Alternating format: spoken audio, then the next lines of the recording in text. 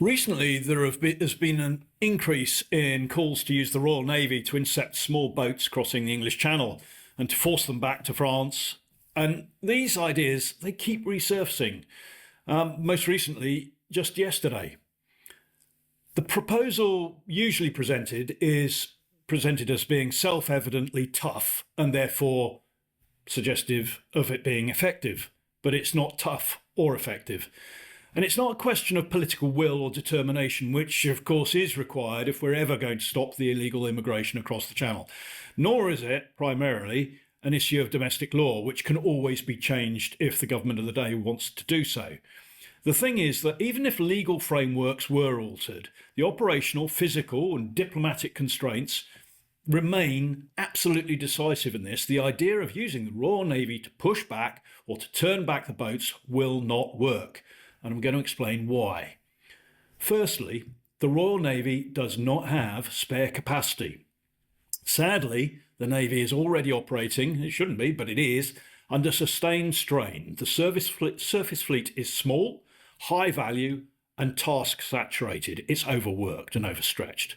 Escort duties, deterrence support, South Atlantic security around the Falkland Islands and South Georgia and the South Sandwich Islands, the North Atlantic, the High North or Arctic security, Indo-Pacific commitments, the Red Sea operations, and standing NATO obligations already exceed capacity.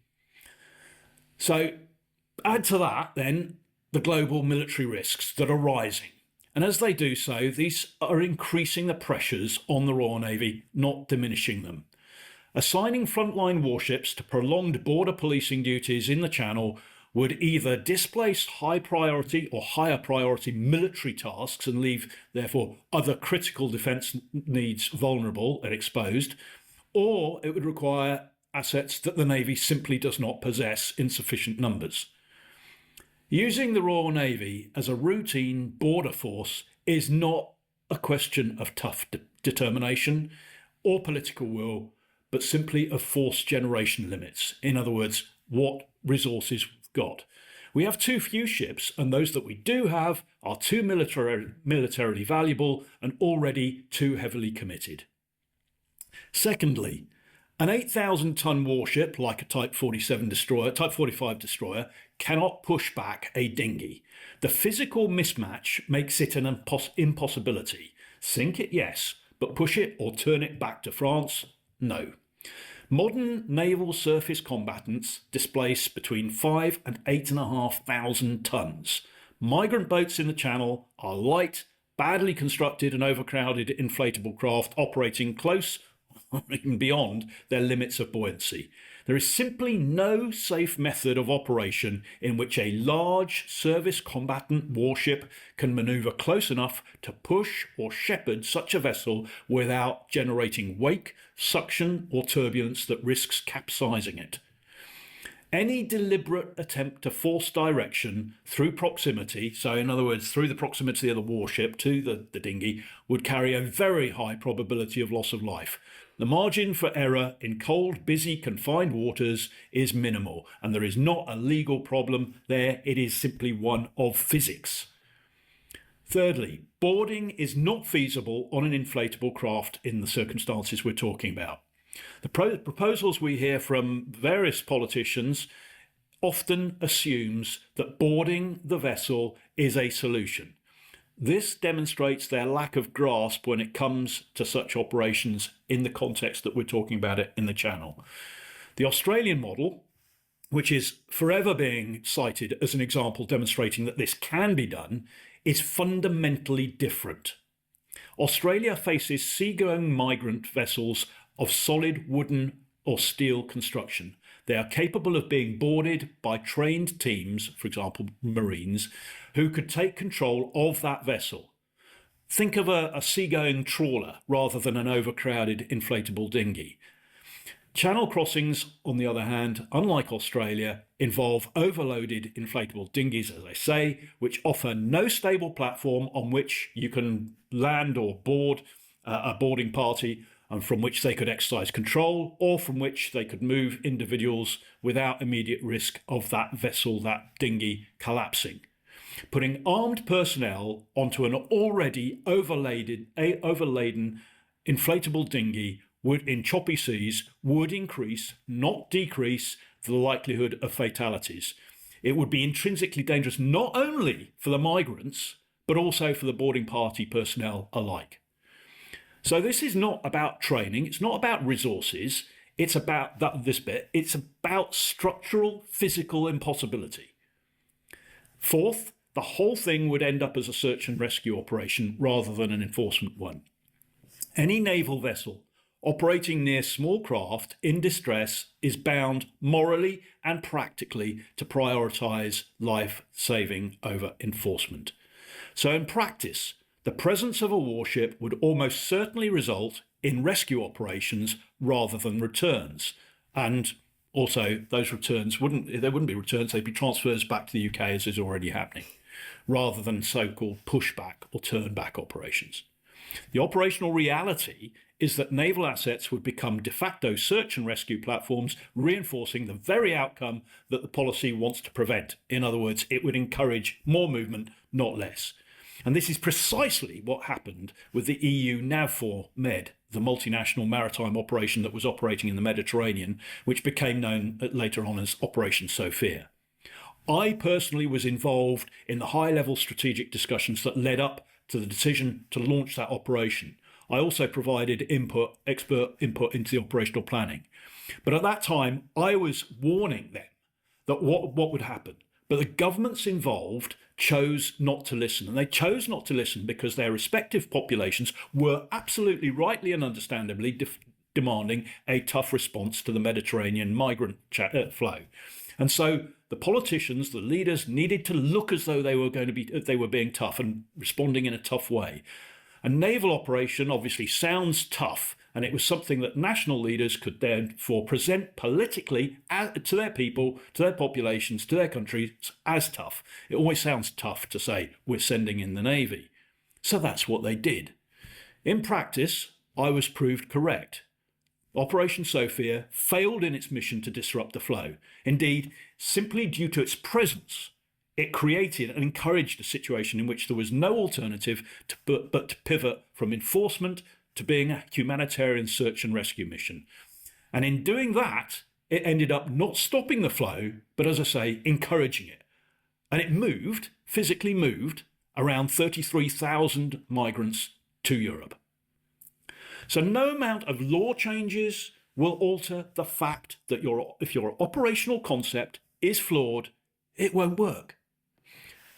Fifth, France does not control this issue on its borders alone. The idea that migrants can simply be returned or pushed back to France ignores the treaty, legal, and diplomatic structure within which France operates.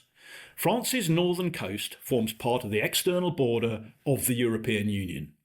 Border enforcement, asylum processes and returns policy are therefore subject to EU-level legal and political and doctrinal and directive constraints.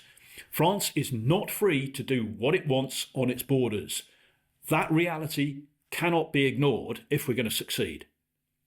Any attempt by the UK to impose penalties or coercive measures on France, or to drive a warship into a French port with migrants on board without approval, would not be simply bilateral in effect. It wouldn't just be between the UK and France. It would engage the European Union as a whole, with potential consequences for trade, security cooperation, and broader diplomatic alignment.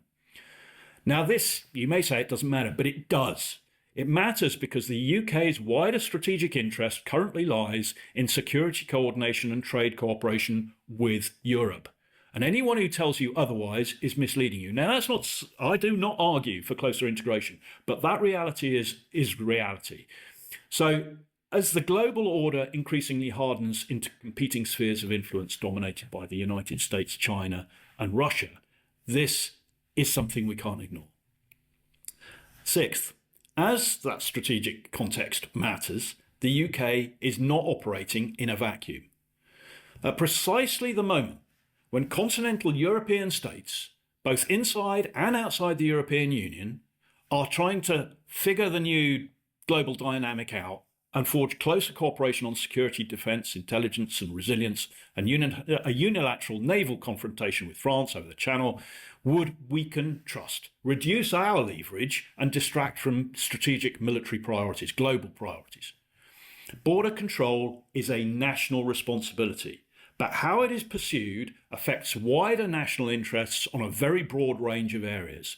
It doesn't stand alone. It impacts far more widely than most people realise or politicians want to acknowledge. It is complex. It is complicated. Seventh, is there anything that the Royal Navy could do to help?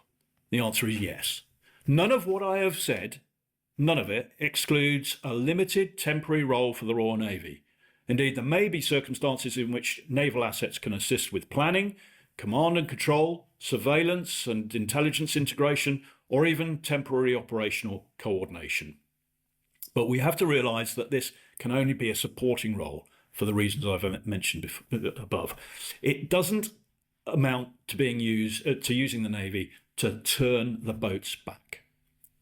The answer, in fact, lies not in using the Navy, but ensuring that our border agencies, our border structures, our border regime are themselves fit for purpose, which at the moment they are not. We need to fix that. So given all of what I've said, why does this idea persist? Well, simply put, it persists because politicians want it to. Policies that sound tough tend to perform well electorally, particularly when public frustration and anger is as high as it understandably and quite rightly is at the moment. But tough language is not the same as an effective solution, plan or outcome. Effective border control, as I say, is highly complex, grounded in law, legality, operational reality, and it's often demanding and unglamorous, and a great deal of it goes on or should go on out of the public eye.